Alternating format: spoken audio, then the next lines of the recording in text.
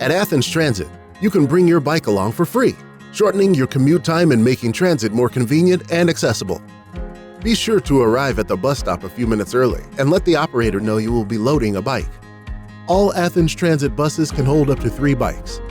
To lower the rack, squeeze the handle and pull towards you until it clicks into place. Place your bike into the slot closest to the bus, following the instructions printed on the rack. Pull the tension hook and secure over tire as close to the top as possible.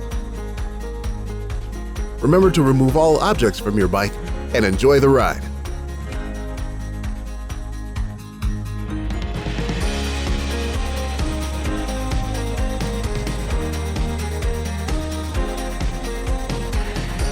When arriving, exit from the front of the bus and let the operator know you are getting your bike.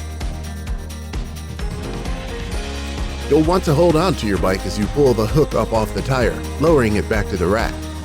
Lift your bike off the rack, and if there are no other bikes, return it to the up position by squeezing the handle and lifting into place. Check to make sure it's secure and you're ready to go. For more information, visit accgov.com/transit.